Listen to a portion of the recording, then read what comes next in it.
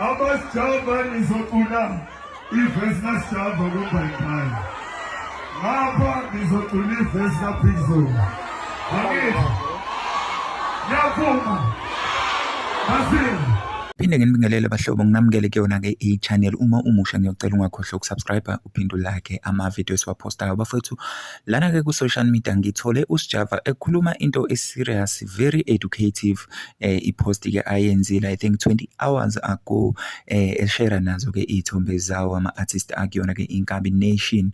So akushilo noma-ke nje uku-highlighter kuloko akhulume ngako, yiko ungena kuma-contract kuma-recording label, kodwa-ke ekugcineni kodwa ungabi nakho ukudla ekhaya, ungakwazi ukusupport umndeni wakho ngenxa yokuthi i-recording label iyona ekucindezelayo futhi-ke iyona eyenza-ke izinto zigcine zingenzeki ekuhambeni kwesikhathi ngenxa ye-contract othe ukuthi uma uyifunda wangakwazi uku-understanda imigomo nemibandela yayo.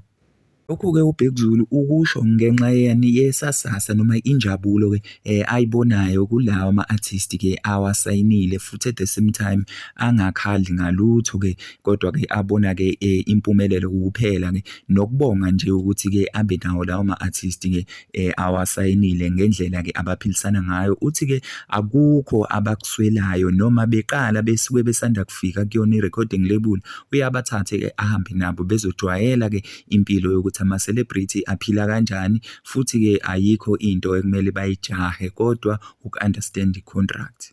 Cha, ngingageqiki magula wengane zakwethu, lezi nje bekuyiy'ncomo-ke engibone laphayana-ke ku-Facebook. Kufanelekile ukuthi ngiyishare nani la kuyona-ke i-YouTube. Ngingakhohlwa ukulike. Thank you.